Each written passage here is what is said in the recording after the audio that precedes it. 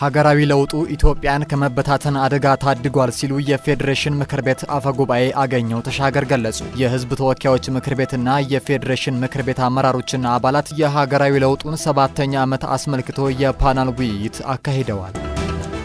ግንባታው ሊጠናቀቅ ለተቃረበው የታላቁ የኢትዮጵያ ህዳሴ ግድብ የሚደረገው ድጋፍ ተጠናክሮ እንዲቀጥል ጥሪ ቀረበ። የህዳሴ ግድብ ማስተባበሪያ ፕሮጀክት ጽህፈት ቤት የግድቡ ግንባታ የመሰረት ድንጋይ ለተቀመጠበት 14ኛ ዓመት የእንኳን አደረሳችሁ መልእክት አስተላልፏል።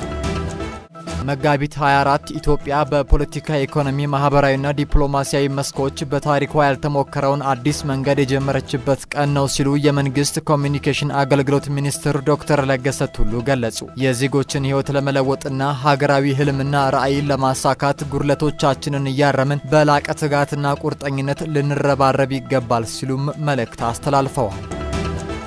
የአማራ ክልል ርዕሰ መስተዳድር አረጋ ከበደና የውጭ ጉዳይ ሚኒስትሩ ዶክተር ጌዲዮን ጢሞቴዎስ በባህር ዳር ከተማ የልማት ስራዎችን ጎበኙ። ከተማዋ የሀገር ውስጥና የውጭ ጎብኚዎችን ቀልብ የምትስብና ታላላቅ ሁነቶችን የምታስተናግድ ከተማ መሆኗን ሚኒስትሩ ተናግረዋል።